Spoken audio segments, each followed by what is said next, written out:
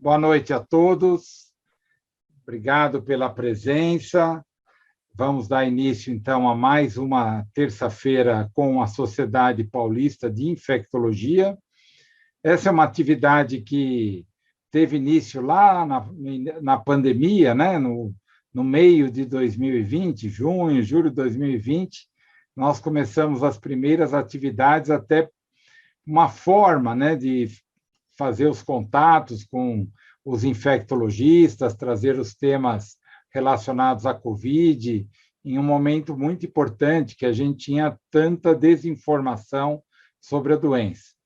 Então, caminhamos assim, né, 2020, 2021, com muitas atividades, mantivemos aí as terças-feiras quinzenalmente, só parando durante os nossos congressos, né, da infectologia.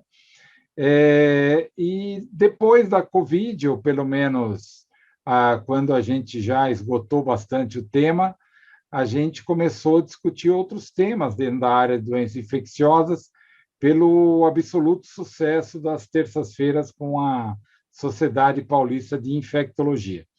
Então, para mim é um prazer enorme estar aqui apresentando mais esta atividade de hoje, lembrando que essas atividades ficam online, ficam à disposição, não há necessidade de ser sócio da Sociedade Paulista de Infectologia, é uma atividade de educação continuada, basta entrar no site da Sociedade Paulista de Infectologia, na aba Educação Continuada. Então, entrando na página Educação Continuada, clica lá, Atividades 2022, vocês vão encontrar muitas atividades de educação continuada, um curso, inclusive, de microbiologia, recentemente elaborado com o pessoal da Fiocruz, um curso de muito interesse para todos que gostam da área. E hoje a gente está aqui, né, para discutir mais um tema importante, infecções de pele e partes moles e os seus diagnósticos diferenciais. Para isso, nós contamos com dois palestrantes muito experientes, né, que pesquisam dentro da área, são formadores de pesquisadores, de alunos dentro da área, e primeiro vai falar com a gente o professor Mauro Salles. O Mauro é nosso colega lá da disciplina de infectologia, da Escola Paulista de Medicina, da Universidade Federal de São Paulo, e também da Santa Casa de Misericórdia, professor lá da Moléstias Infecciosas da Santa Casa. E também temos aqui a doutora Juliana Nakano. Doutora Juliana, muito prazer tê-la aqui, principalmente porque ela não é infectologista, ela é da dermatologia. Então, muito obrigado por ter aberto a agenda aqui para nós, trazer os conhecimentos para nós como infectologistas. A doutora Juliana, ela é da Sociedade Brasileira de Dermatologia, também estávamos conversando, ela também atua como voluntária na Santa Casa, então é um prazer tê-la aqui com a gente, doutora Juliana.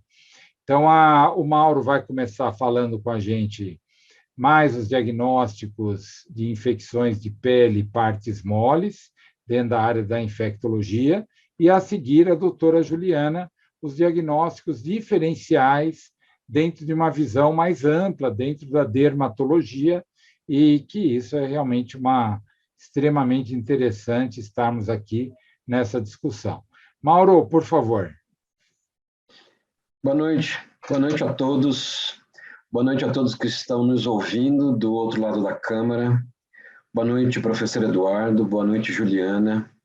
Eu gostaria muito de agradecer esse convite. Estou super feliz e realmente muito interessante a gente começar a trabalhar de forma translacional com a dermato e com várias outras especialidades dentro desse programa espetacular que é feito pela Sociedade Paulista de Infectologia. Então, eu parabenizo o professor Eduardo como diretor científico, parabenizo o presidente atual da Sociedade Paulista de Infectologia.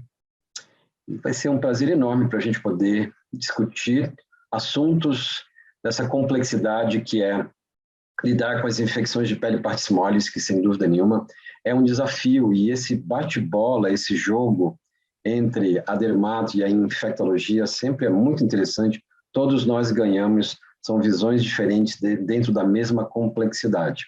Vou começar a dividir minha tela com vocês, sempre precisamos saber se a tela está compartilhada. Está compartilhada? Vocês conseguem ver?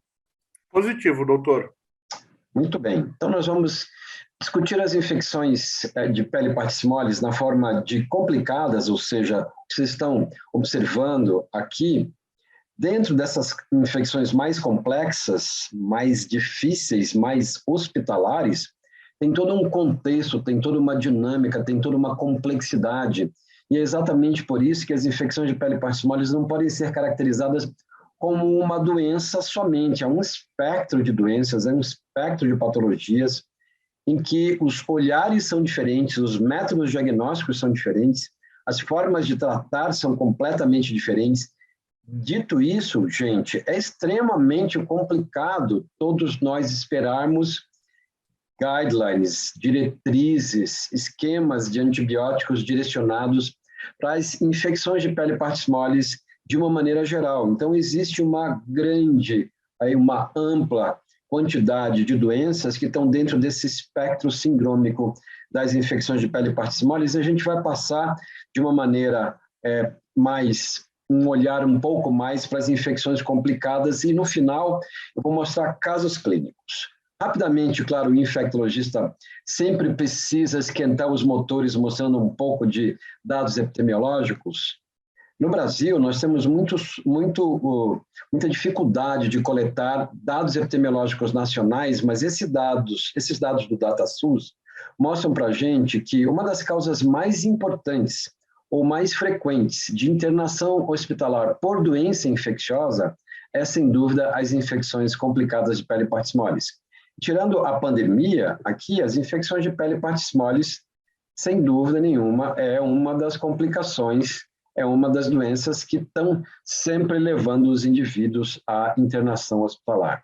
O grande problema de lidar do ponto de vista médico, clínico, principalmente nos serviços de emergência com as infecções complicadas de pele partismoles, é que normalmente a gravidade da doença não é estratificada. Então não existe um guia, uma diretriz, uma recomendação, assim como, por exemplo, na sepse especificamente, não existe nas infecções de pele partismoles uma diretriz que é discutida com os médicos de emergência para poder caracterizar o que se faz com esses pacientes de primeiro momento. Muitos desses pacientes, por exemplo, não têm coleta de hemocultura, tanto quanto, óbvio, não tem coleta de cultura de tecido. Muitos serviços de emergência de hospitais não públicos não permitem a coleta de culturas de tecido antes de o paciente ser internado, por exemplo, o que vai dificultar sobremaneira a identificação desses patógenos, a identificação da epidemiologia microbiológica que existe nesse país. E, a partir daí, a gente está sujeito, normalmente, a muitos tratamentos empíricos, claro, para os streptococcus, para os estafilococcus, mas para bacilo gram-negativo também. Bom, aqui do lado vocês estão vendo uma demonstração dizendo que quanto mais grave é a doença, mais difícil é o tratamento empírico ser o correto. E daí já entra todas essas dificuldades para entender que as infecções de pele partismoles devem, sem dúvida nenhuma, ser trabalhadas como stewardship, para que o direcionamento do tratamento baseado em cultura ajude a gente a encurtar o tratamento e tratar esses pacientes com os antibióticos da melhor forma possível. Como eu disse para os senhores anteriormente, os sistemas de classificação de gravidade que nós deveríamos utilizar nas emergências não são utilizados normalmente. Então, muitos desses pacientes, por exemplo, são tratados no ambiente intra-hospitalar e que não necessariamente deveriam ser tratados. Muitos desses pacientes demoram para chegar à terapia intensiva porque esse sistema de classificação de gravidade não é utilizado. E muitos pacientes recebem terapia empírica em associação que também não deveriam ser utilizados. Então, aqui, nós estamos falando dentro de um espectro de doenças uma síndrome com uma quantidade tão grande de doenças em que a gente explora pouco do ponto de vista de padronização dos métodos diagnósticos e dos métodos de tratamento. Claro que dentro da Infecto nós sabemos que os fatores de risco estão associados, dentre outras causas, à comorbidade dos doentes. E as comorbidades mais importantes das infecções de pele e partes moles complicadas nós sabemos. É o paciente diabético, é o paciente com doença vascular periférica, é o hepatopata, é o nefropata, é o paciente que tem déficit de imunidade como um todo. E a partir daí, aqui, já mostra que quanto maior a gravidade associado às morbidades, sem dúvida nenhuma, maior a mortalidade. Dito isso, senhoras e senhores, as infecções complicadas de pele e partes moles não são somente celulite erisipela e não são somente estafilococcus e streptococcus, o que significa dizer que o tratamento não deve ser unificado, como nós ouvimos por aí o tempo inteiro. Ciprofloxacina e clindamicina parece um carimbo nas emergências, o que não deve ser, sem dúvida nenhuma. Deve ser estratificado pela gravidade, pelos fatores de risco, pelos aspectos epidemiológicos, e a gente vai seguir um pouco para frente. Mas a primeira orientação que vale a pena todos nós discutirmos aqui é que as infecções complicadas de pele e partes moles devem ser caracterizadas pela sua gravidade, não pelo que nós vemos muitas vezes. A gravidade está normalmente associada à profundidade da infecção. Quanto mais planos profundos a atividade inflamatória e, consequentemente, os micro-organismos atingem, ou seja, não somente as estruturas superficiais da pele numa erisipela, mas numa celulite profunda, numa fascite superficial profunda ou numa miosite, mais grave é a doença. Significa dizer, então, senhoras e senhores, que muitos pacientes têm infecção complicada de pele e partes moles sem ter nada na pele. A pele é completamente normal, mas esse paciente é extremamente grave. Dito isso, nesses pacientes diabéticos, com doença vascular periférica, em que a gente não consegue analisar especificamente a gravidade da lesão na pele, não é a mesma coisa de dizer que estes pacientes têm pouca possibilidade de ter doença grave. E a recíproca também é verdadeira. Não significa que aquele paciente que aparece com uma bela erisipela, com febre e calafrio, em extremidade inferior, também seja aquele doente que deve ser encaminhado para a UTI tratado com 2 antibióticos empíricos. Ou seja, a gravidade está associada à profundidade e a condução clínica deve ser baseada nessa característica fisiopatológica, mas fundamentalmente anatômica. Esse, sem dúvida nenhuma, senhores, é o slide mais importante para a gente lembrar. Então, todas as vezes que nós estivermos frente a um paciente com infecção de pele e partes moles, lembremos que temos estruturas de epiderme, derme, hipoderme, tecido celular subcutâneo, fáscia superficial, musculatura fáscia profunda. E um paciente pode ter uma infecção mais profunda, por exemplo, celulite para baixo, em que os sinais e sintomas clínicos na pele ou vão ser muito frustros, ou vão ser pequenos, ou simplesmente não acontecerão.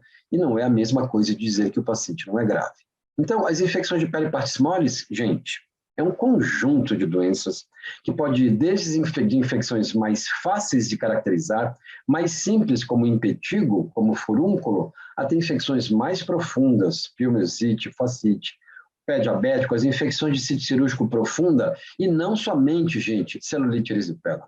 Aqui vocês veem, por exemplo, um carbúnculo numa paciente diabética idosa, com manifestação sistêmica, hemocultura positiva, um paciente com celulite de extremidade inferior após trauma, uma erisipela que tem uma toxina do Streptococcus descolando a pele, que não é a mesma coisa que infecção grave.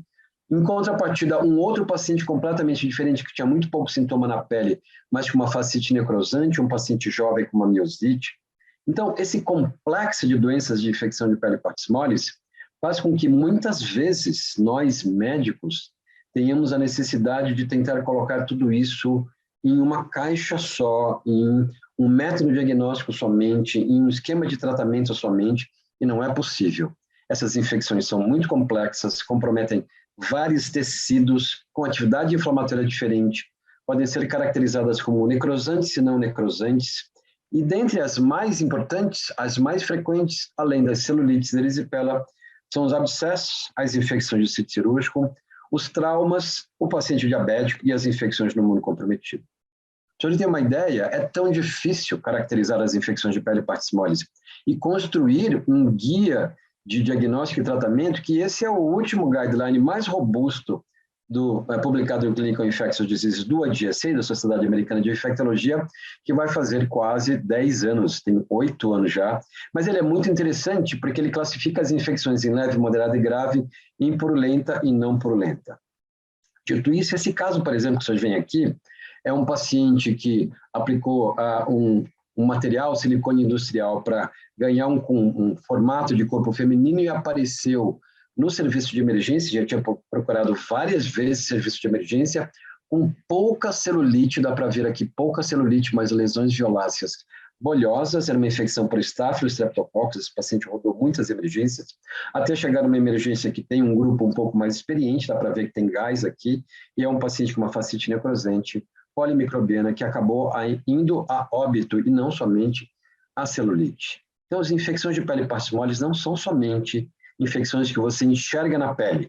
E o mais interessante é que também não são infecções que a gente possa caracterizar como agudas somente. Também são infecções crônicas, também são infecções associadas a biofilme.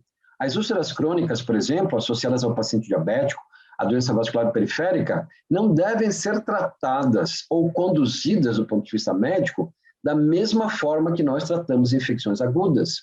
Então, essas infecções são produzidas por micro-organismos que estão completamente aderidos e completamente protegidas numa estrutura autopromovida que produz um slime, que produz uma carapaça expolissacarídica, que protege esses micro-organismos dos mecanismos de defesa e, obviamente, dos antimicrobianos.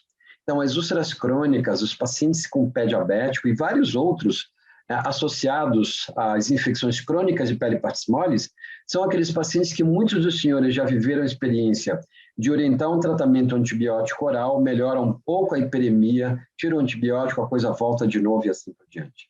Então, essas infecções crônicas são completamente diferentes do ponto de vista fisiopatológico e microbiológico das infecções agudas. Nos pacientes diabéticos, normalmente são infecções polimicrobianas. Pseudomonas está muito frequentemente associado, assim como outros micro-organismos formadores de biofilme, além de vários tipos de estafilococos que não só o aureus e assim por diante. Você tem uma ideia, por exemplo, nesse modelo, nesse estudo muito interessante, quando a gente analisa num método de hibridização in situ, a úlcera, essa é uma úlcera crônica, dá para ver os agregados de micro-organismos formando slime, formando biofilme, e esses pacientes simplesmente não vão ser curados com terapia antibiótica oral, com terapia antibiótica sistêmica. Esse é o guideline, por exemplo, de pé diabético, a última versão dele está disponível gratuitamente na internet pela Sociedade Internacional de Pé Diabético, e essa foto é muito feliz porque ele mostra algumas características típicas das infecções crônicas associadas à presença de biofilme. Existe uma hiperemia, o paciente tem pouco sintoma sistêmico, mas não existe calor, é aquele paciente que usou antimicrobiano várias vezes e melhorou muito pouco, é aquele paciente que continua com essa úlcera, é esse paciente que tem algum grau de exudação, é aquele paciente que já teve múltiplas recidivas, e o mais interessante, gente, é aquele paciente que coletou uma série de vezes culturas de tecido e as culturas vieram negativas, porque muitas vezes os biofilmes não crescem normalmente em meio de cultura sólido. E o mais interessante é que essas infecções de pele parcimoles não resolvem com terapia antibiótica sistêmica. O tratamento simplesmente é fazer terapia antibiótica local ou simplesmente terapia mecânica.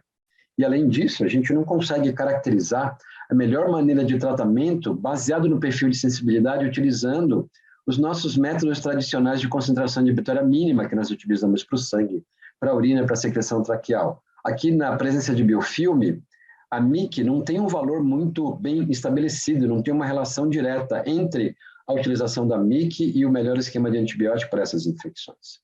É claro que os agentes mais importantes continuam sendo aqueles que colonizam a pele, os estafilococos e streptococcus, mas eu chamo a atenção para outros que todos nós esquecemos.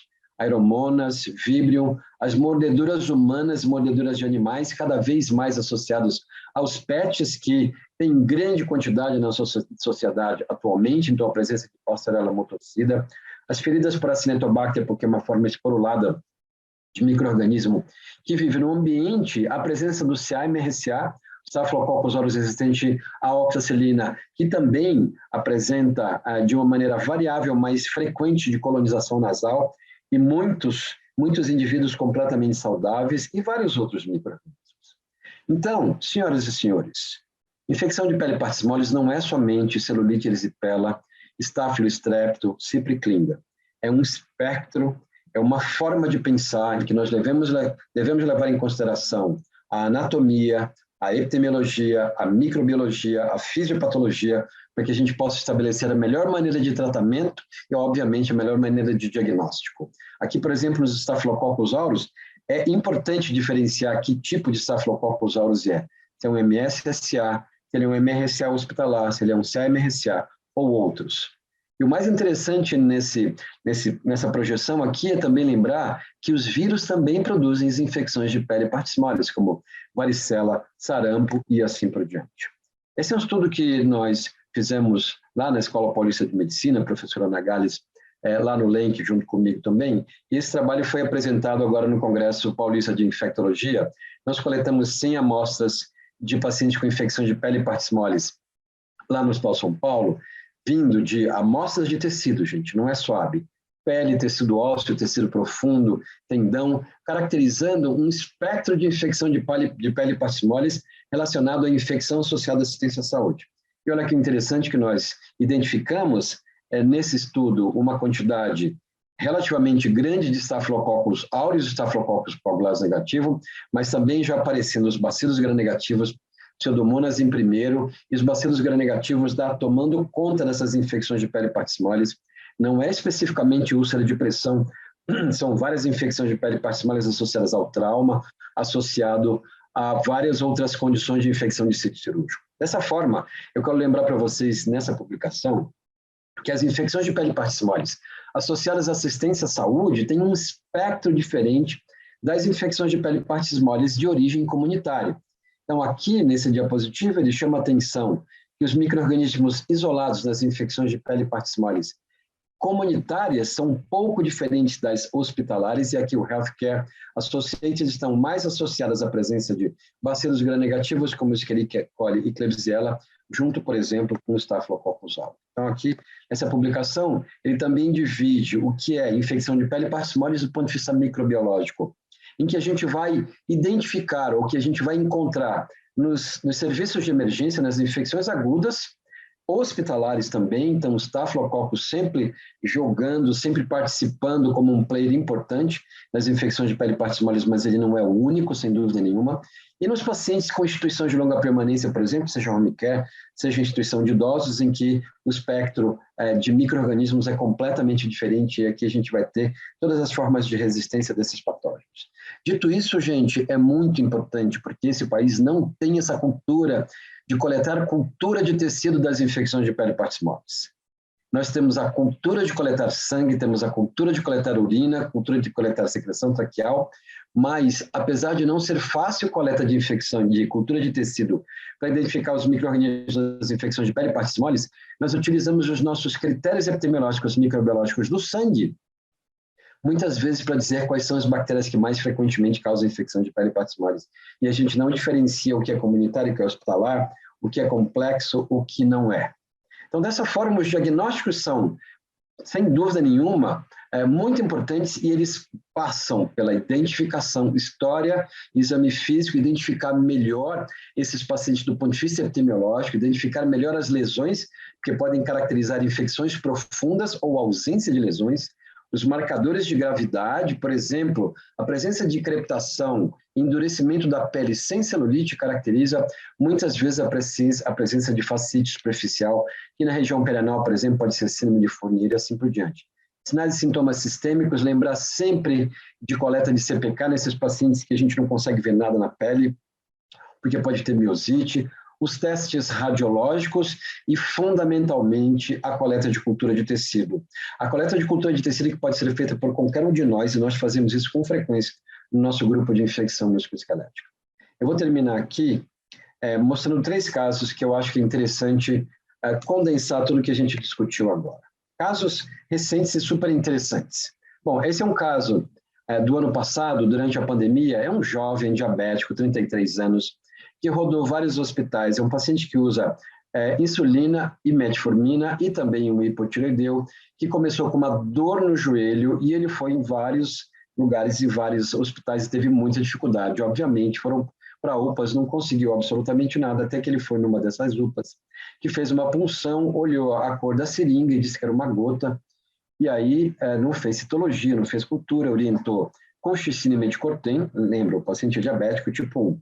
E ele persistiu com todos esses sintomas até que ele veio para o Hospital São Paulo, também ainda durante essa pandemia, essa complicação toda, e mesmo o nosso grupo de infecção musculoesquelética continuou ativo durante a pandemia, porque nós tínhamos trauma, acidentes motociclísticos, violência interpessoal e assim por diante, que necessitava muito do nosso acompanhamento. Olhem, senhores, que na ressonância desse paciente dava para ver que o joelho dele não era o problema, era basicamente uma coleção enorme, gigante, na musculatura, em contato com o parênquima ósseo, em contato com o periósteo. Então, isso aqui é uma fasciite, uma miosite e uma osteomielite, provavelmente uma infecção de origem hematogênica. Então, esse paciente foi para o centro cirúrgico, dá para ver aqui o líquido sinovial, então o joelho não tinha nada a ver com essa história. Nós identificamos um CA-MRSA, fizemos a pesquisa do GMEC, um SCC-MEC do tipo 4, MEC-A positivo. Esse paciente, óbvio, começou com oxacilina, depois nós trocamos um antimicrobiano. Esse paciente necessitou de vários desbridamentos, necessitou, na realidade, de 3 desbridamentos. Depois da troca de antimicrobiano e dos desbridamentos, ele começou lá atrás com 30 mil leucócitos, foi melhorando gradativamente e acabou ficando bom. O mais interessante que eu quero chamar a atenção de todos vocês, vocês vão lembrar da foto desse paciente, ele é bem branquinho, na realidade ele era ruivo, a pele era completamente normal, ele não tinha nada na pele, ele não tinha calor, ele não tinha hiperemia na pele, ele só tinha dor. E o que chamava atenção era o edema de joelho. Então, esse paciente é típico daquele indivíduo que não tem nada na pele, mas ele tem uma infecção de peripartismose. É muito interessante isso. Conceitualmente, é infecção de peripartismose, nós chamamos isso também de infecção musculoesquelética. Vamos ver o segundo paciente. Essa é uma moça, estudante de medicina do 2º ano, de 20 anos. Esse é um caso que tem um pouco de tempo, mas essa é uma moça que estava comemorando a entrada de novos calouros e teve uma enchente no começo do ano, e ela foi pega de surpresa com essa enchente, foi aqui em São Paulo, e ela ficou debaixo de um carro com essa enchente que veio ali do Rio Tietê, com um monte de debris, pedaços de madeira e assim por diante. Ela era próxima do hospital universitário em que ela estudava, então ela foi levada para o hospital universitário. Lá na entrada ela já mostrava uma celulite e também tinha esse ferimento corto-contuso. Nesse ferimento corto-contuso foi feita limpeza, desbridamento, e foi aptado lá na emergência do hospital em que ela estudava para fazer sutura desse material. Foi feita profilaxia para leptospirose, foi iniciado clindamicina e gentamicina, também foi coletado cultura de tecido. Essa menina chegou com 16 mil leucócitos, com neutrofilia, um PCR e um VHS muito elevado. Bom, essa menina continua evoluindo com um quadro de dor persistente, com febre, piora do quadro laboratorial, e aí ela foi novamente submetida a uma limpeza e desbridamento, dessa vez um pouco mais eficiente, e foi coletada cultura de tecido. Só para lembrar para vocês, essa paciente se encaixa aqui nas infecções não purulentas graves. Não purulenta significa necrosante grave, e aqui o tratamento de escolha pelo guideline do DSC pode ser vancomicina e piperacillina tazobactam, ou seja, antimicrobiano em associação nessa escolha, mas vários micro-organismos também podem causar essa infecção, e ela teve uma infecção por Aeromonas hidrófila junto com Escherichia coli pseudomonas, lembram, serão todos culturas de tecido, não era cultura de secreção. Só para lembrar vocês que infecções de peripartismose não é somente estafilococcus e streptococcus. Esse é o terceiro e último caso, gente, uma paciente na realidade de 27 anos, é uma história muito interessante, que começou com uma dor intensa na perna esquerda, e essa paciente procurou UPAs e mantinha a dor nas UPAs que ela ia, receitavam para ela sempre antimicrobiano via oral, mas ela não estava melhorando. Essa foto aqui foi na primeira vez que ela foi lá com a gente no hospital, então aqui ela já tinha uma lesão hiperemiada, uma celulite com um ponto de flutuação, que foi caracterizado como um abscesso, provavelmente chegando no tecido celular subcutâneo, com uma celulite associada. De antecedente, essa paciente contava, quando ela era bem jovenzinha, ela teve um trauma, isso foi há 17 anos, não está escrito aqui, ela teve um trauma e fez uma osteomielite. Mas essa paciente continuou com, aquela osteomielite de 17 anos foi tratada, foi uma osteomielite hematogênica, ela não teve nenhuma indicação de fazer tratamento com osteossíntese assim por diante, não teve fratura, e isso foi há 17 anos atrás, e a gente não deu bola para isso. Bom, como eu disse, ela estava lá nas UPAs voltando, indo e voltando, até que ela contou essa história, fizeram um exame radiológico, que foi esse aqui, e novamente na última UPA prescreveram cefalexina de 6 em 6 horas, e aí ela não ficou satisfeita e procurou o hospital.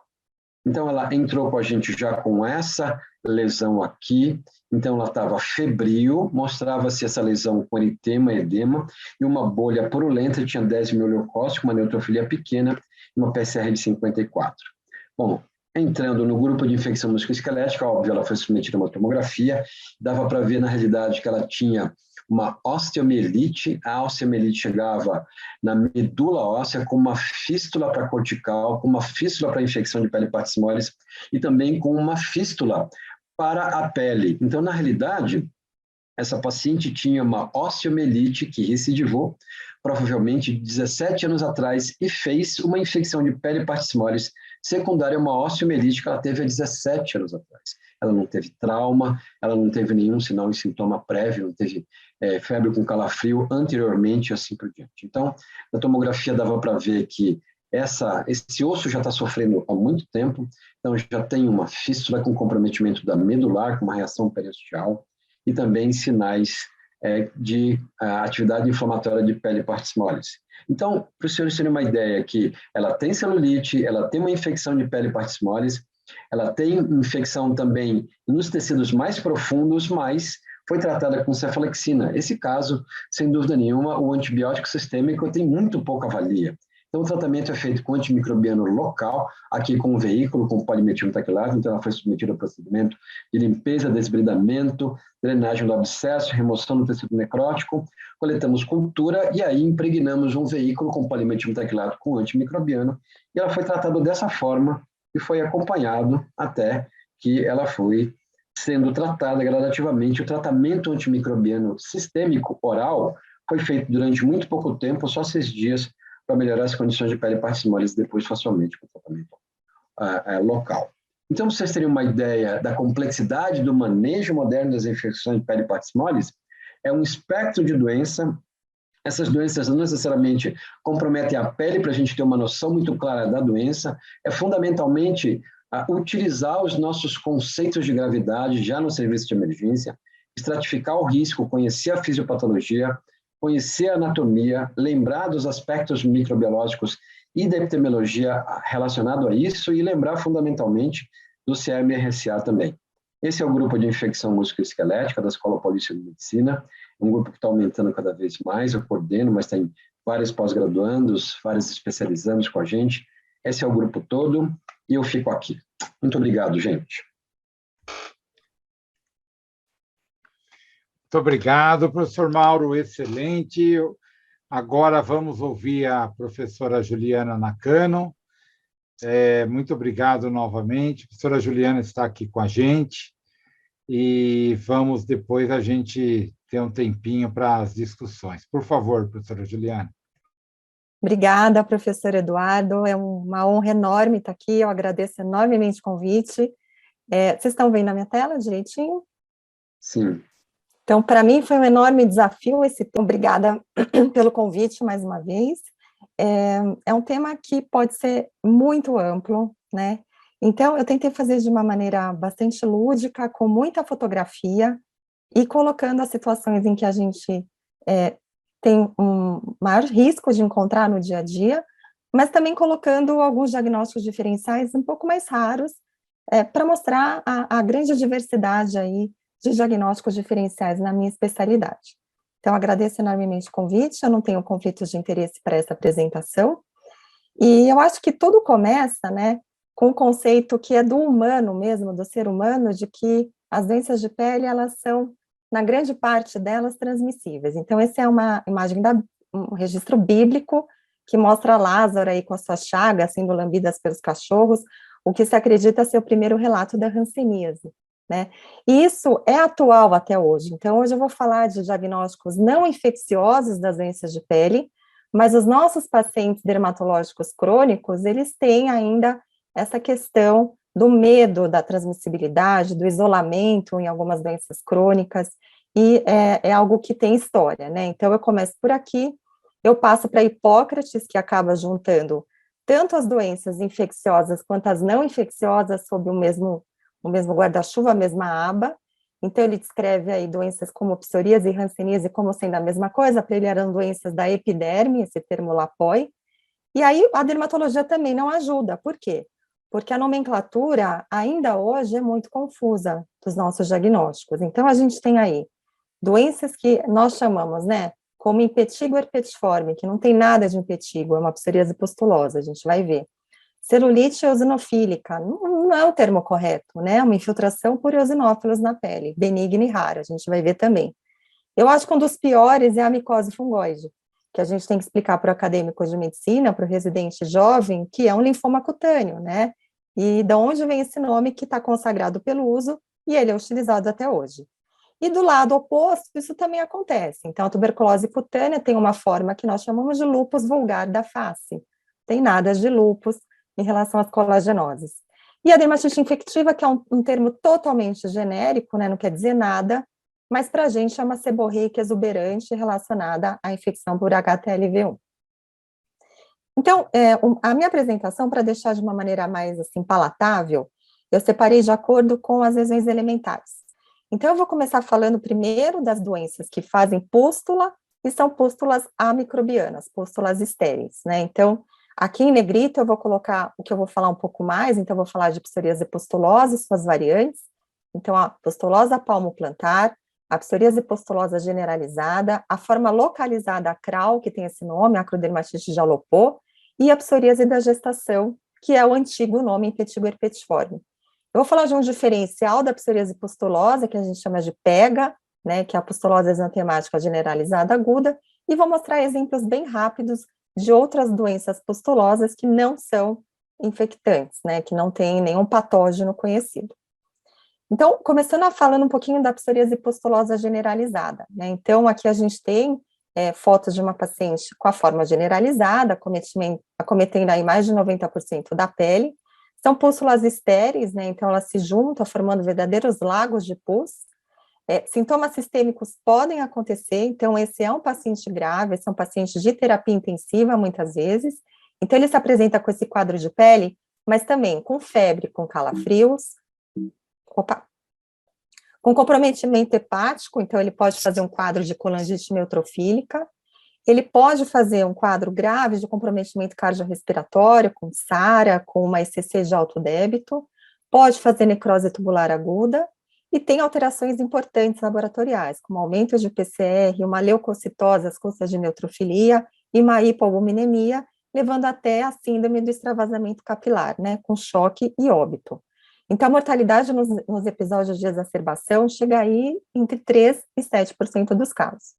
A gente teve um óbito recente na Santa Casa, né? O paciente foi totalmente coberto com o que a gente poderia fazer, o paciente jovem, infelizmente, evoluiu a óbito.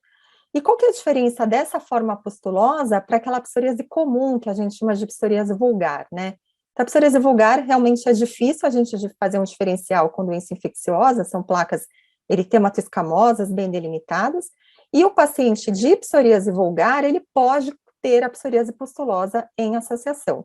Então, a gente acredita que 65% desses pacientes que eu mostrei graves têm um histórico de psoríase em placa. E as formas localizadas, a gente pode ter, aqui a gente está vendo um dígito, né, com uma destruição da unha, por conta dessa inflamação pustulosa, que é a acrodermatite de Jalopô, e a gente pode ter formas localizadas dessa psoríase pustulosa, como o acometimento palmo-plantar representado aqui nessa foto. Então, são lesões absolutamente estéreis.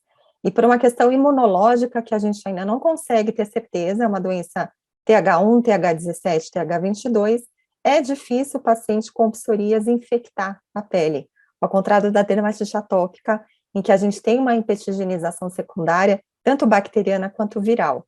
Então, são pacientes que dificilmente infectam, com exceção daquele quadro disseminado que eu mostrei, e que é um grande desafio para uma equipe multidisciplinar, porque o dermatologista ele quer imunossuprimir esse doente. A gente quer dar ciclosporina para esse paciente. E o clínico, o intensivista, o infectologista, ele está preocupado com a imunossupressão, porque o paciente tem sinais de sepse, e muitas vezes ele faz sepse junto nesse quadro, né? Então, o tratamento multidisciplinar, ele é necessário, e muitas vezes a gente tem dificuldade em ter certeza do que a gente está fazendo, a equipe inteira. A gente pode ter essa forma de pustulose na gravidez também, o antigo nome é impetigo herpetiforme, não tem nada de impetigo, e aqui a gente mostra, são mais mulheres no segundo ou no terceiro trimestre de gestação, com acometimento fetal, às vezes com parto prematuro, com natimortos, então uma condição grave também aí para a vida da mulher. E até entre os dermatologistas a gente não tem um consenso para fechar diagnósticos de psoríase pustulosa generalizada. Então, do lado esquerdo são critérios europeus, do lado direito critérios japoneses, e vejam que para os japoneses precisa ter um exame anatomopatológico. Para o critério europeu, não. Então, na vida real, nem sempre a gente vai fazer um exame histopatológico, vai ser mais pelo histórico clínico do paciente mesmo. O grande diferencial dessa pustulose de psoríase é uma pustulose exantemática generalizada aguda, que às vezes é muito parecido, o paciente não tem histórico de psoríase, e muitas vezes ele foi exposto a beta-lactâmicos, ou a macrolídeos, ou a anticonvulsivantes. Então, são os principais medicamentos que podem fazer isso. E gera bastante confusão no nosso dia a dia, em como a gente vai tratar esse doente. Então, hoje em dia, a gente tem estudos mostrando que existem algumas mutações genéticas comuns, tanto à pustulose exantemática quanto à psoríase, então talvez sejam reações espectrais aí da mesma doença. Então, outras formas de pústulas estéreis, né, então eu faço bastante criança também, então a gente tem essa forma acral de pústulas, que a gente vai chamar de acropustulose infantil, que não é bacteriana, e alguns autores acreditam que é uma reação de hipersensibilidade ao ácaro, às vezes a Sarcoptes mesmo, então uma criança que teve escabiose que pode evoluir com esse padrão de inflamação posterior. A gente tem a pustulose subcórnea como grande diferencial também do que eu já mostrei, é mais rara, mas um sinal quase patognomônico, a gente conseguir ver essa linha na pústula do que é pus e do que é seroso, isso está mais relacionado, algumas vezes, à paraneoplasia e em mulheres de meia idade. E a gente tem outras condições inflamatórias crônicas da pele que podem ter pústulas, e são pústulas que a gente acredita também que são neutrófilos sem sinais de infecção secundária, como a rosácea e a acne. Ainda falando das dermatoses neutrofílicas, eu vou sair um pouquinho da psoríase e vou entrar no espectro das neutrofílicas, né? Então, eu vou falar um pouco de pioderma gangrenoso. Aqui é uma lesão inicial do pioderma. Então, nessa fase inicial, é difícil a gente pensar que a gente está vendo uma bolha, né, num fundo eritematoviolaço, purpúrico. Essa é uma paciente que estava internada por uma leucemia em quimioterapia. Então, claro que a nossa primeira hipótese chegando nesse dia não foi um pioderma gangrenoso, essa paciente foi submetida a exame anatomopatológico, descartamos outras infecções e, pela evolução da doença, a gente fechou o diagnóstico de pioderma. Então, lembrar que um trauma local tem esse fenômeno de patergia, a gente pode piorar o pioderma, ele está muito relacionado também às doenças inflamatórias intestinais, muito mais a retocolite do que a doença de Crohn, mas a ambas, é mais presente em mulheres, e como eu mostrei nesse caso, pode ser paraneoplasia. Então, aqui eu coloco duas fotos, uma é a evolução dessa paciente, está um pouquinho emborrada, a outra é uma foto do arquivo da internet mesmo, para a gente ver a diferença das bordas da úlcera. Então, a úlcera do pioderma vai fazer uma borda solapada. O que é isso? A gente tem a impressão que o fundo da úlcera é maior do que a superfície. Ao contrário da outra lesão, que a gente tem uma úlcera emoldurada, a borda é tão infiltrada que é uma úlcera que parece um quadro, né, uma borda de moldura de quadro. Então, essa é o pioderma gangrenoso da nossa doente, e a outra lesão é uma leishmaniose cutânea, então é um diferencial para uma doença infecciosa. Outras doenças neutrofílicas mais raras, felizmente, mas que a gente acaba pegando em hospital terciário, são quadros pustulosos na mucosa também. Então, a pioestomatite vegetante é um quadro oral raro, são lesões mucosas vegetantes e pustulosas, tem uma altíssima associação com retocolite ulcerativa. Então, às vezes o paciente ele não se queixa na anamnese, mas você vai fazer uma colonoscopia e tem inflamação intestinal. E geralmente o curso clínico é paralelo à atividade da doença intestinal. E dá muita vontade de falar que tem infecção aí, né? Mas muitas vezes não tem, muitas vezes é um quadro asséptico mesmo. Então, saindo um pouquinho das doenças neutrofílicas, eu vou falar um pouquinho das doenças bolhosas que podem imitar doenças infecciosas na pele. Então, eu separei entre as genodermatoses, as doenças de caráter genético, as doenças bolhosas autoimunes e as reações medicamentosas. Então, essa é uma foto que me enviaram, uma ex-residente minha me enviou, um bebezinho que nasceu, e o pessoal da UTI estava preocupado se ele estava fazendo uma síndrome da pele escaldada estafilocócica. Agora, pela história, o bebê já nasceu com a pele assim, vejam que ele tem uma distrofia ungueal importante, né, ele tem bolhas íntegras aqui também, ele tem alterações de mucosa também, então esse bebê tem o diagnóstico de epidermólise bolhosa congênita, então não é uma doença infecciosa, felizmente é uma doença de alta morbimortalidade, né, a síndrome da pele de borboleta, como é conhecida. Hoje em dia, as terapêuticas, elas estão evoluindo um pouco, mas infelizmente a maioria dessas crianças não passa da adolescência, nessa forma grave, que é uma forma distrófica recessiva. E aquelas formas mais leves, vira e mexe, a gente ouve na mídia, né, fulano não pôde embarcar no avião porque acharam que era uma doença infecciosa de pele, e não era. Então, às vezes, são pacientes com formas mais leves de epidermose bolhosa, sempre enfaixados, com lesões exulceradas e com bolhas. Outra doença bolhosa que pode imitar uma doença infecciosa são os pênfigos. Então, são bolhas autoimunes. A gente tem aqui nesse paciente anticorpos antidesmogleína. Então, aqui atrás, em preto e branco, a gente tem um anátomo patológico mostrando uma clivagem subcórnea. Então, a camada córnea está separada da camada espinhosa, e isso é bem característico do pênfigo foliáceo. Então, claro que são lesões que podem ter infecção secundária, mas primariamente a gente tem que lembrar também desse diferencial das bolhosas autoimunes. Aqui é um quadro mais extenso, né, de um pênfigo vulgar, então com acometimento mucoso é mais fácil a gente pensar no diagnóstico, claro que é sempre por confirmação histopatológica com imunofluorescência direta. Mas um exame que a gente pode tentar fazer durante nosso exame físico, é pesquisar o sinal de Nikolsky. Então, é do lado de uma bolha íntegra, a gente apertar a pele nessa transição, e essa bolha, ela continua descolando. Então, isso significa que a acantórese está presente, e que muito provavelmente é um pênfigo, não é uma reação medicamentosa.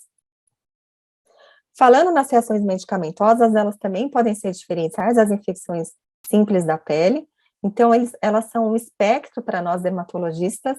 Tudo pode começar com eritema polimórfico, então é clássica essa lesão em alvo que a gente está vendo na palma, eventualmente com lesões mucosas também, que são confundidas por lesões herpéticas, muitas vezes.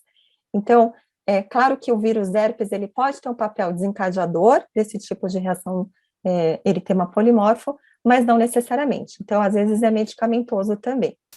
E no espectro das reações medicamentosas, a gente tem a síndrome de Stevens-Johnson, quando a gente tem menos de 30% da pele acometida, e essa foto de uma criança grave, né, entubada, que é a necrólise epidérmica tóxica, então acima de 30% da área corporal acometida, a gente chama de NET. Né? Então, o tratamento é de suporte, infelizmente, o índice de mortalidade, ele não é baixo, mesmo com todos os cuidados, e, felizmente, a gente tem novas opções aparecendo, então a gente tem relatos de casos aí com o uso do anti-TNF, melhorando esse paciente com NET e diminuindo a mortalidade. Falando ainda das reações medicamentosas, eu vou falar bem rapidinho da síndrome DRESS e das vasculites de hipersensibilidade. Por quê? Porque elas são rachas, exantemas maculopapulares com sintomas sistêmicos. Então, é claro que dá muita vontade da gente pensar que a gente está frente a um quadro de infecção. Então, o DRESS, o que é? Um acrônimo, né? Então, é o Drug, Rash e Eosinophilic Systemic Symptoms. Então, é um quadro sistêmico. Então, o paciente, ele tem exantema, ele tem geralmente esse edema facial, como a gente está vendo, ele tem linfadenopatia, ele tem febre alta, ele tem linfócitos atípicos no sangue periférico e eosinofilia, e ele pode ter acometimento visceral também, com índice de mortalidade que não é baixo. Então, muitos autores acham que essa reação de hipersensibilidade a remédio pode ter a ver com a reativação do vírus herpes 6. Então, eu trouxe isso para vocês só para mostrar alguns critérios diagnósticos de DRESS, e aqui nesse critério JS-CAR, a gente tem aí no item 7 a reativação do herpes 6. Por quê? Porque às vezes na biópsia de pele é pedida o PCR, né, a determinação aí do vírus herpes 6. A sorologia, claro, não vai ajudar, então a gente tem que demonstrar na amostra de pele mesmo. E o DRES, ele pode ter lesão em órgão-alvo, então é um paciente potencialmente grave, né, então pelo menos metade vem com hepatite, então a gente vai pegar sempre aumento de transaminases nesses pacientes com eosinofilia e com racha, então é quando a gente começa a pensar em síndrome DRES. Mas eles podem ter insuficiência renal, meningoencefalite, às vezes óbito por miocardite, pneumonite, pancreatite, síndrome hemofagocítica e falência múltipla de órgãos. E as sequelas a longo prazo, então, a maioria dos pacientes vai sair bem, né, então a gente vai entrar com corticoides em altas doses, mas alguns têm sequelas a longo prazo, como doenças autoimunes, e às vezes dano permanente em órgão-alvo, e uma taxa de óbito que gira entre 13% e 10%. E quais são os principais fármacos que fazem a síndrome DRES? Então, eu diria que principalmente os anticonvulsivantes, então a gente vê muito hoje em dia por lamotrigina, a motrigina é usada muito para profilaxia de migrânia também, então para ansiedade, então às vezes eu falo, oh, meu Deus, a pessoa já está tomando lamotrigina para ansiedade, não está fazendo atividade física, não está cuidando da dieta, não tem um bom sono, né, é bem complicado. A gente vê muito por halopurinol também, que está nesse item miscelânea, mas vejam que os antibióticos também podem fazer síndrome DRES, já tive pacientes por inibidores de checkpoints, agora os novos quimioterápicos, né, também podem fazer síndrome DRES, então assim, a princípio, qualquer remédio poderia fazer essa reação, mas a gente tem aí os principais, que são esses que estão em negrito. Então daí, depois que eu mostro esse tipo de aula para os colegas, o pessoal começa a entender por que eu não gosto de usar remédio, né? Então, eu sou muito criticada, eu sou médica que não gosta de dar remédio, então eu dou quando precisa mesmo. A gente pode ter a vasculite de hipersensibilidade, então esse é um paciente com quadro de púrpura palpável, né? São pequenas micropápulas que são purpúricas e palpáveis, e às vezes acompanhado de um racha e sintomas sistêmicos, então pode ser medicamentoso, pode ser pós-infeccioso, pode estar associado a neoplasias e colagenoses, pode ter acometimento sistêmico em metade dos casos, e a confirmação é sempre por exame anatomopatológico. E aí, sintomas sistêmicos que às vezes nos confundem e fazem a gente pensar em quadros infecciosos podem estar presentes. Eu vou sair agora um pouquinho da parte de pústula, da parte de doenças bolhosas, da parte de rachas, e eu vou falar rapidamente de algumas entidades dermatológicas separadas, tá? Então, uma que causa muita confusão entre os próprios dermatologistas é a hidradenite supurativa. Então, o que ela é? Ela é uma doença inflamatória crônica das glândulas apócrinas, então o acometimento geralmente é axilar e inguinal, mas pode pegar a região também inframamária, perianal. É uma doença com diferentes fenótipos, então às vezes a gente pode parecer uma acne inversa, que a gente fala, que tem cravo, comedo, pústula, mas às vezes é um quadro inflamatório muito, muito exuberante. Tem uma questão genética, hoje isso já está bem definido, então aqui a gente sabe que é uma doença da unidade pilosebácea, mas existem gatilhos para fazerem essa doença aflorar, então principalmente obesidade, tabagismo, atrito da lesão, alterações hormonais, é uma das doenças da dermatologia com mais alto impacto na qualidade de vida, e aqui a gente vê exemplos de acometimento axilar, pubiano e inguinal. Então esses pacientes, eles ficam sem diagnóstico, eles são tratados muitas vezes como furunculose.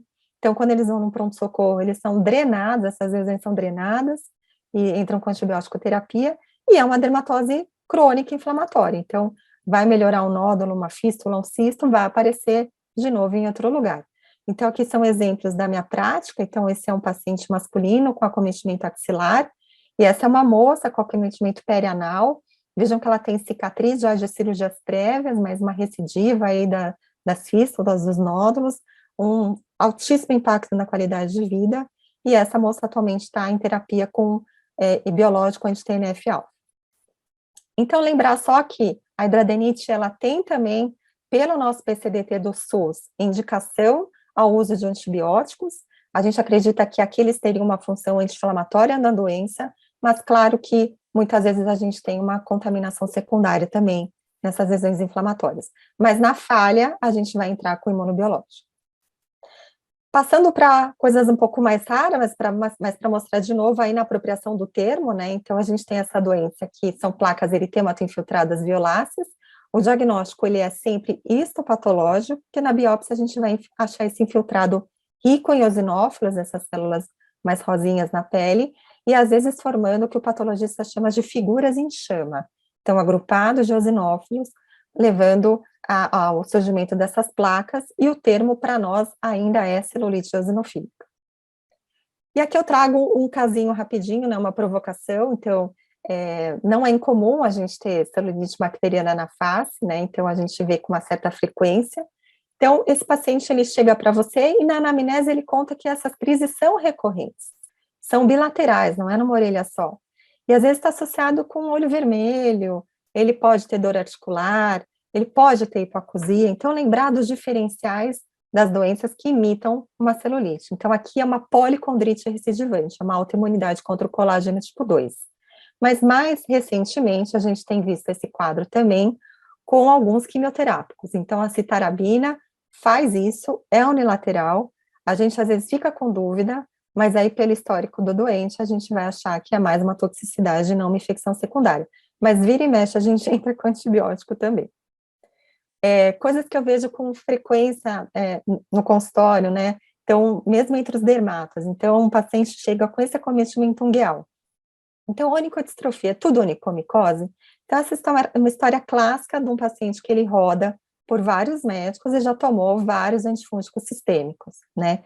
Então, no nosso exame, a gente vê alguns sinais de psoríase ungueal. Então, a psoríase pode fazer esse tipo de distrofia e pode ter até uma micotização secundária. Então, nós fazemos exame micológico direto, às vezes tem uma micotização secundária, mas esse é um paciente que ele tem que ser tratado de uma maneira sistêmica com anti-inflamatórios, não com antifúngicos.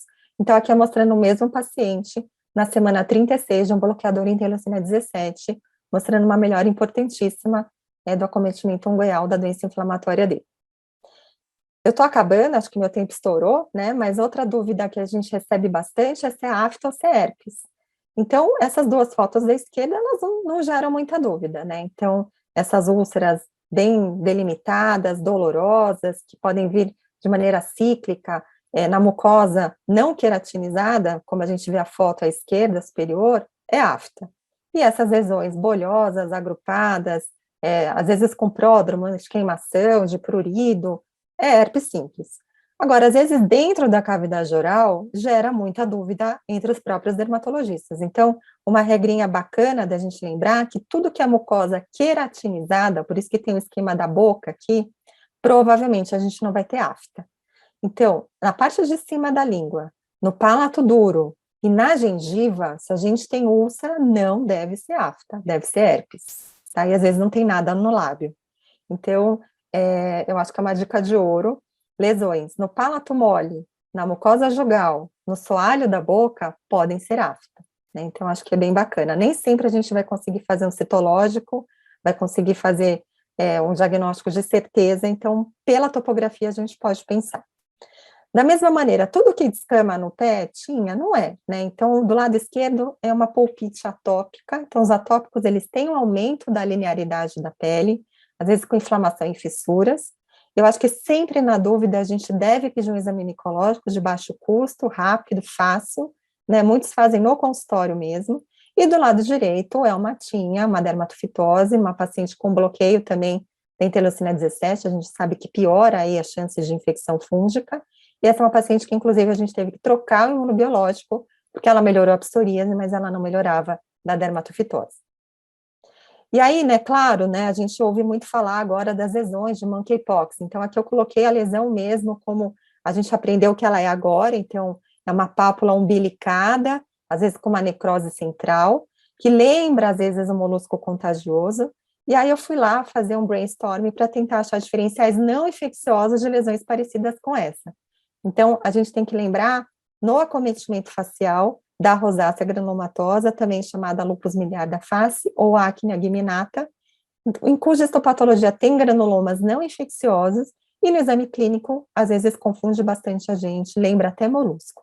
Então, a gente sabe que tem pacientes de monkeypox que às vezes tem lesão só na face, às vezes lesão única. Então, acho que vale a pena a gente sempre exercer fazer esse exercício, né, de diferencial. Uma outra lesão que pode lembrar é a da papulose linfomatóide. Então, às vezes é uma pápula que um serocentro, como a gente vê aqui na foto. E uma outra mais rara são reações aí à luz solar, raríssimas, então essa é a hidrova vaciniforme, mas às vezes a lesão inicial, como vocês veem aí do lado direito, pode lembrar um pouquinho também as lesões aí do monkeypox. Então, acho que era isso. Espero não ter cansado vocês, é bastante coisa, e eu agradeço a atenção de todos. Obrigada.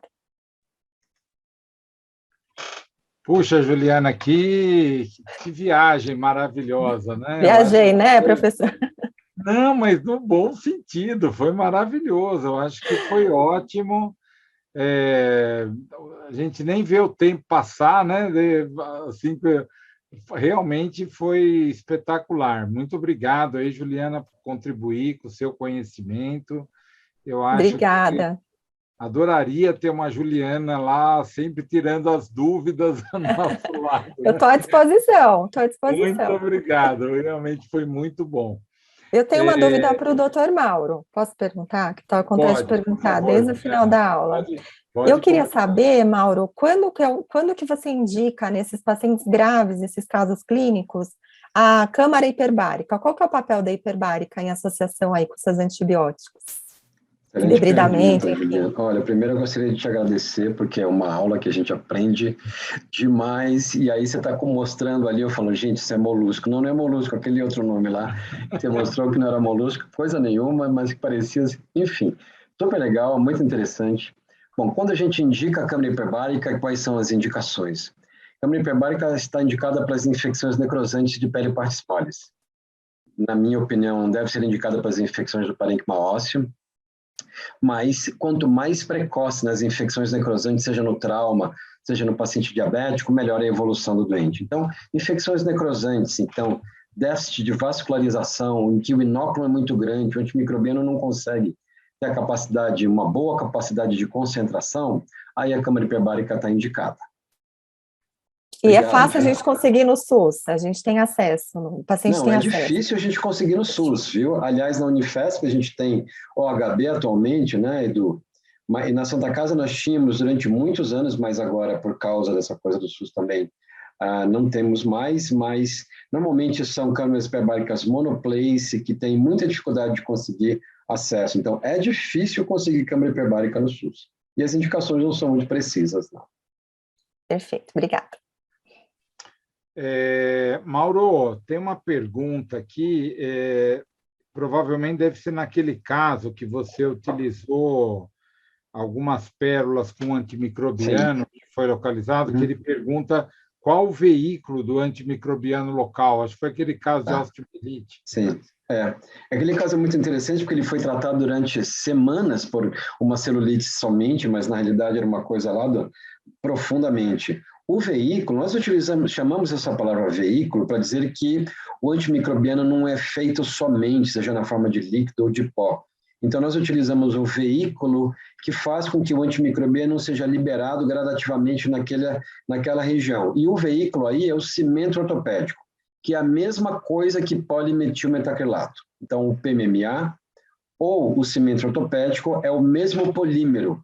O grande problema desse veículo é que ele tem que ser retirado depois de 3 semanas no máximo, ou trocado, porque depois disso vai ter quase nada de antimicrobiano sendo liberado, a concentração vai ficando muito baixa, se perpetuar a bactéria, essa subdosagem de antimicrobiano vai induzir resistência. Então, a cada 3 semanas esse paciente tem se submetido a novas limpezas e desbridamentos e troca do veículo, e troca do espaçador, e troca do PMMA ou do cimento ortopédico, tudo a mesma coisa. Obrigado.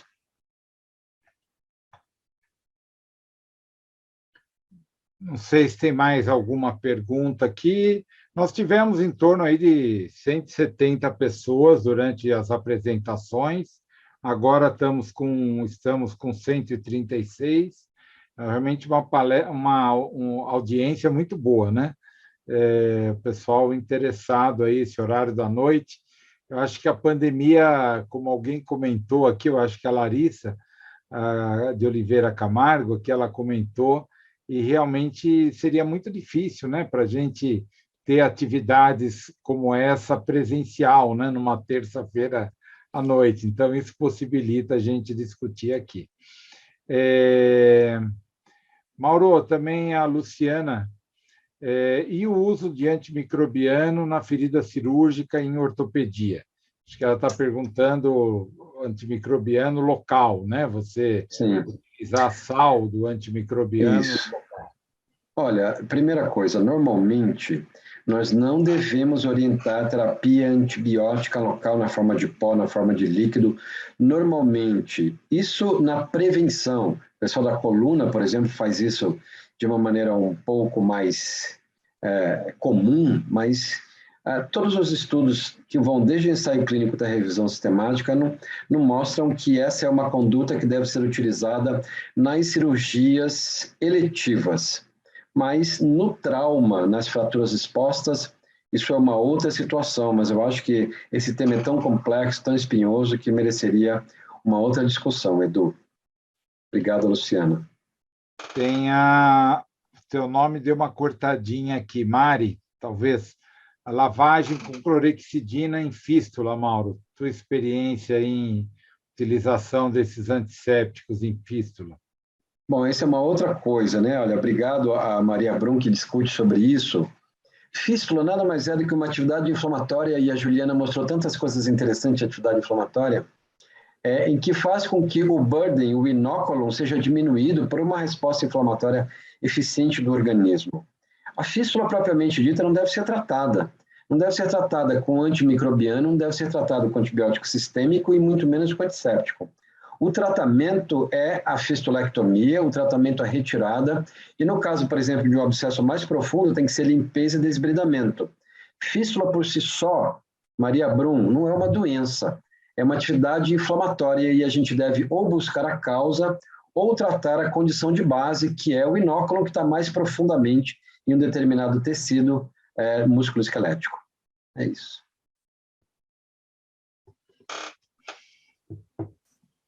Mais alguma questão, gente? Bom, deixar os comentários finais, então, né? Já são 9h10 já. Juliana, quer dar alguma mensagem pessoal? Temos ainda algum tempinho.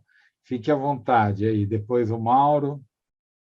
Não, eu só aprendi hoje, eu acho que essa atividade interdisciplinar, ela é maravilhosa, ela é fundamental, né, na nossa prática do dia a dia, e pode ser uma aula que eu tenha colocado muita coisa diferente, às vezes dá uma assustada, mas isso é difícil para nós, dermatos, então para nós é um grande desafio também.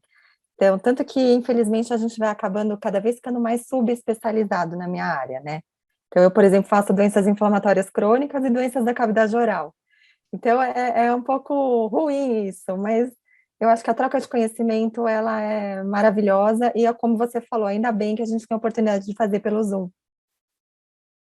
Legal. Bom, a dermato é uma especialidade muito co-irmã da infecto, né? Tanto é que em muitos locais nasceram juntas, né? Na Faculdade de Medicina de Botucatu, por exemplo, mais recentemente eles se separaram, mas eles tinham um departamento juntos. Eu me graduei lá, esqueci de falar. Esqueci de falar que eu me graduei lá, na Unesp. Ah, então. Eu não sei se na época eles eram juntos ainda, mas eles tinham uma enfermaria que internavam. Sim, a gente tinha uma enfermaria de 20 leitos juntos. É isso mesmo. E também lá no Hospital das Clínicas, a dermato, isso tempos bem passados, né? Depois do professor Vicente Amato, quando ele assume como professor titular, houve uma separação. Mas antes disso, né, lá com o professor Ricardo Veronese, ainda a enfermaria tinha uma junção com a dermatologia, porque eu acho que muitas das doenças, né, essas doenças mais graves, elas se confundem um pouco aí, e eu acho que seria um ganho muito bom. Acho que a gente pode voltar no aspecto atual de ter uma maior interação aí com a dermatologia, que realmente eu acho que é uma especialidade co-irmã aí da gente. Mauro, você quer... apareceu mais algumas perguntinhas aqui, deixa eu aproveitar. Tem uma pergunta para a Juliana. Juliana, vamos aproveitar aqui. no caso de uma foliculite decalvante, é isso mesmo? Existe isso algum mesmo. trabalho mostrando melhora com o uso de imunobiológico? Quem pergunta é a Cristiane, né? Obrigada pela pergunta. Cristiane Molina, é isso mesmo. Cris, eu conheço a Cris. Essa é uma das foliculites cicatriciais, né? Então, vai evoluir com a alopécia mesmo. É rara, é difícil de tratar. A gente ainda não tem nenhuma opção terapêutica que seja algo fantástico. Então, é caso a caso, mas eventualmente a gente faz tentativas com imunossupressores, com biológico, Cristiane. Eu prometo que eu vou revisar, eu posso te passar essa informação depois, mas não é algo que me vem assim à cabeça agora com essa associação, não. Mauro, uma idosa com fístula há 5 meses, na região, no arco costal, foi indicado biópsia óssea, está em tratamento com antibiótico oral. Então, um comentário de riscos, como é que você acha que ela deve ser conduzida, ou pelo menos uma orientação inicial? Está sem som, Mauro. Desculpa, gente. Eu estou tão aqui absorto ouvindo a Juliana e aprendendo com as coisas da Juliana, e fiquei super empolgado e muito feliz de estar aqui. Mas voltando à pergunta da Samara, bom, Samara, o fato de o paciente ter fístula diminui sem dúvida nenhuma o inóculum, diminui a possibilidade até desse paciente ter disseminação, mas esse é um contexto muito amplo, muito aberto. Deve ter um médico que está acompanhando esse paciente, que tem uma fístula provavelmente associado a uma osteomielite crônica. Mas o fato é que durante anos, atualmente, nós ainda vemos alguns pacientes fistulizados cronicamente, 10, 20 anos com osteomielite, com a sua fístula andando para lá e para cá, e ninguém faz nada, ou as pessoas fazem antibiótico via oral para tentar fechar a fístula. Esse é um conceito muito antigo, é um conceito que, a partir dele, o grupo de infecção musculoesquelética nasceu para tentar entender a osteomielite, resolver o problema de osteomielite. A partir do momento que a infecção do parênquima ósseo é tratada, a fístula vai ser eliminada. Ou seja, a consequência é a osteomielite, se ela for bem tratada, vai fechar a fístula. Então, a gente não faz antibiótico oral para a fístula, e sim para o parênquima ósseo. É isso. Tem uma pergunta aqui. Bom, a Cleide é uma enfermeira, está aqui com a gente, estomatoterapeuta. Obrigado, Cleide. Participe bem das nossas terças-feiras, sempre é um prazer aqui estar junto com outros profissionais. Tem uma pergunta aqui, o nome está cortando para mim. Alguma recomendação da associação de vancomicina e oxacilina empíricos em estafilococcías secundárias sem um antibiograma concluído? O que você acha disso, Mauro? É o Taylor que escreveu, Taylor Olivo, Taylor. Muito obrigado, Taylor. Bom, a terapia empírica, como a gente colocou lá atrás, Taylor, tem que ser direcionada por algum conceito, seja o conceito epidemiológico, seja o agente mais frequentemente encontrado em determinado tecido. Então, normalmente, a terapia empírica, dependendo da gravidade do doente, a associação feita por um antimicrobiano somente, não em associação na maioria das vezes. Mas essa associação de oxacilina e vancomicina, nós não acreditamos que seja a melhor ideia ou a melhor conduta. Não tem muito sentido a gente fazer oxacilina num paciente que tem vancomicina junto, porque vancomicina vai resolver o problema do Staphylococcus aureus, que expressa resistência à oxacilina. Então, não tem muito sentido fazer oxacilina e vancomicina. Eu sugiro que, se você acredita que esse paciente tem um Staphylococcus resistente à oxacilina, faça somente vancomicina. E o ideal é fazer terapia empírica como monoterapia, a não ser que a gravidade do doente induza a gente fazer em associação. Mauro, Marco Araújo, essa é bem da sua linha. Qual a importância do sonificador nas culturas de fragmento ósseo? Marco, obrigado pela pergunta. Sonicação é uma técnica microbiológica que nós utilizamos para romper a superfície do biofilme que está aderido em implantes.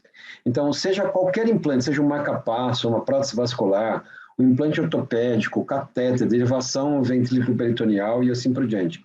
Sonicação não é indicada para analisar a cultura de tecido propriamente dito.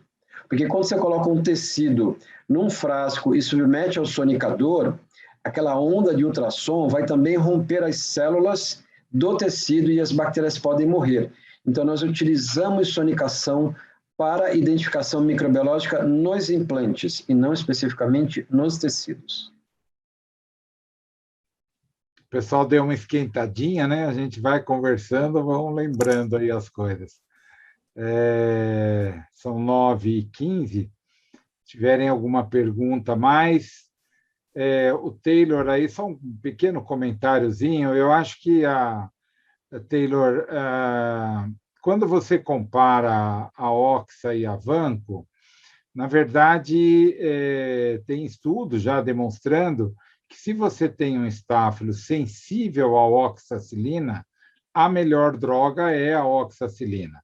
Mesmo ele sendo resistente à Vanco, e por alguma razão você introduziu o Vanco antes das culturas, e depois você recebe uma cultura com sensibilidade à oxacilina, suspenda a vancomicina ou troque pela oxacilina.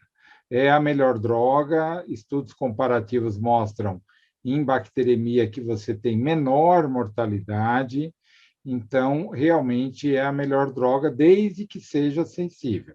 E é essa a ideia aí mas é interessante, né, conforme você disse, o antibiograma sai rápido, né? Se você já tem a identificação do agente, mais algumas horas, 12, 24 horas, provavelmente você já consiga saber o padrão de sensibilidade do agente. Então, aí você vai direcionar melhor o teu esquema de antimicrobiano. A Cristiane, mais uma pergunta, Mauro. Pacientes que têm celulites erisipelas recorrentes associados à insuficiência vascular periférica, qual o papel... Eita, peraí, está subindo aqui. Qual o papel do uso da antibiótico profilaxia com penicilina benzatina? Profilaxia em pacientes com celulites ou erisipelas de repetição. É a Cris, né? Cris, tudo bem? Nossa, que bom que você está aqui. Bom, Cris, na realidade, para você ter uma ideia, tem ensaio clínico publicado no New England Journal of Medicine que mostra a importância e o impacto da penicilina benzatina a cada 28 dias na redução dos episódios de recorrência de celulite e erisipela. Lembrando que celulite pode fazer infecção de corrente sanguínea, principalmente no paciente obeso, idoso, diabético, assim por diante. Erisipela, isso já é uma coisa muito mais difícil de acontecer. Então, eu recomendo, sem dúvida, a penicilina benzatina a cada 28 dias naqueles pacientes que têm mais do que 6 episódios de erisipela por ano, se eu não me engano. Mauro, será que a gente está fazendo errado na dermato? A gente, mesmo sem infecção prévia, mas com um território propenso para, então, naqueles pacientes com linfedema ou com a lipodermatosclerose, que a gente chama, a gente já faz a cada 21 dias penicilina benzatina. Será que a gente está exagerando? Bom, eu não sei, aí vai depender muito do ensaio clínico, né? Eu não estou conseguindo visualizar a sua doença, mas se esse paciente, o grande problema é o micro-organismo a ganhar um tecido em que a atividade inflamatória é ruim, por exemplo, tecido celular subcutâneo. O inóculo na erisipela, ele é muito pequeno, o paciente só tem TNF-emia. A quantidade de pacientes que faz bacteremia por erisipela é menor do que 5%. Aliás, essa é questão de prova de residência. Não vale a pena você coletar hemocultura nas erisipelas, mas é importante coletar hemocultura nas celulites. Na celulite. Exatamente. Então, se o paciente tem celulite de repetição, por exemplo, diabético, isso é muito comum. Aí, sem dúvida nenhuma, isso é uma indicação para diminuir o burden. Mas a gente não pode esquecer a complexidade dos micro-organismos da pele, que não é somente os streptococcus, no caso da penicilina benzatina, e não vai ter uma MIC eficiente para os estafilococcus aureus, muitas vezes com penicilina benzatina. Então, a gente precisa ter cuidado nessa coisa de fazer terapia antibiótica preventiva ou preemptiva para a pele com muita frequência, porque ele vai ganhar vários genes de resistência que vão ser transmitidos horizontalmente dos estafilococcus epidermidis para os estafilococcus aureus, para os micrococos, e vão aparecer pseudomonas bacilo gram negativo, e a história continua para frente. Obrigada. O colega aqui, eu acho que é Michel, não sei, desculpa aí, eu não... Doutor Mauro, mas a cultura por sonificação de prótese aumenta muito a sensibilidade? Qual a sua experiência com esse método? Trabalha num serviço público, vale a pena comprar o equipamento? Bom, Edu, eu vou responder então para a Michele Riga. Bom, Michele, eu trabalho com sonicação há muito tempo, mas eu mesmo tenho vários estudos que eu acho que eu sugiro que você leia. Então, se você colocar o meu nome lá no PubMed, a última publicação que a gente fez sobre isso foi na PLOS One, no ano passado, se não me engano. Então, um estudo da minha aluna de mestrado, a autora é a Tayana Ribeiro, eu sou o último autor, e a gente mostrou a enorme importância nas infecções com implantes, não somente nas infecções musculoesqueléticas, mas marca-passos, catéteres vasculares e assim por diante, em que vale a pena você utilizar esses dois métodos diagnósticos. Então, nós mostramos, no estudo de acurácia, sensibilidade, especificidade, valor preditivo positivo e negativo, que quando você associa as culturas de tecido com as culturas no diagnóstico microbiológico do implante infectado, ou seja, na sonicação, a sensibilidade do teste vai para acima de 90%, não é 100% óbvio, mas acima de 90% com uma excelente especificidade também. Lembrando que o padrão ouro é a cultura de tecido. Então, a cultura do tecido é o padrão ouro, tem uma boa especificidade, a sonicação acrescenta na sensibilidade para acima de 90%. Então, nessa publicação que nós colocamos aí na PLOS One, e em várias outras publicações que você vai encontrar, colocando lá o meu nome, você vai ver que, na minha opinião, é custo-benefício e vale a pena utilizar. Nós temos na Santa Casa de São Paulo, nós temos no Hospital São Paulo também, mas também tem em todos os hospitais privados da cidade de São Paulo que eu conheço. Tem mais uma pergunta do Marco Araújo, eu acho que a gente vai ficar com essa final aí. O uso de vancomicina nos centros onde não há vancocinemia deve ser desencorajado nas infecções osteoarticulares? Não seria melhor utilizar a linezolida em caso de MRSA? Muito obrigado. Então, olha, Marco Araújo, deixa eu colocar duas coisas importantes. Vancocinemia está mais caracteristicamente indicado para a gente atuar na redução dos eventos adversos. As infecções osteoarticulares, elas são infecções intracelulares, como se fosse vírus, como se fosse micobactéria.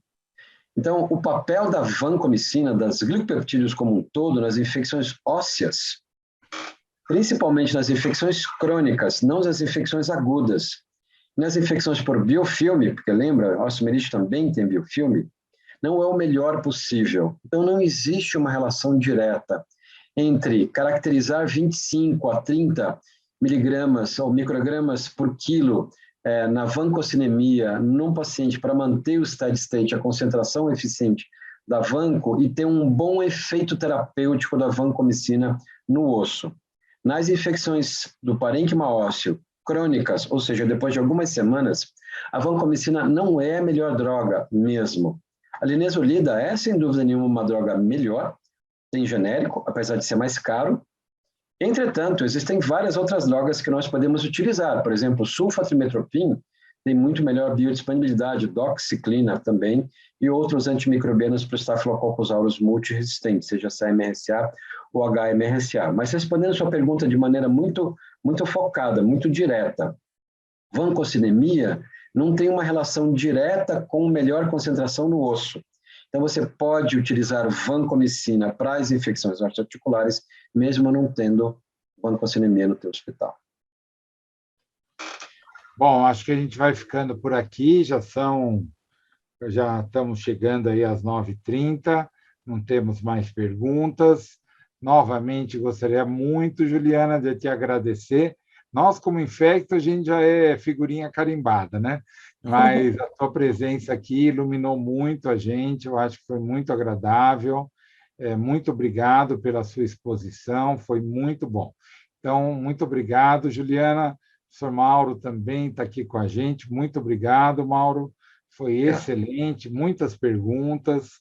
Eu acho que a gente cumpriu aí os nossos objetivos nessa terça-feira com a SPI. Muito obrigado a todos. Muito obrigada. Adorei participar. Boa noite a todos. Muito obrigado. Obrigada. Juliana. Até a próxima. Tchau, gente. Muito Boa obrigado. noite. Tchau, gente. Obrigada. Professor Eduardo, boa noite, gente.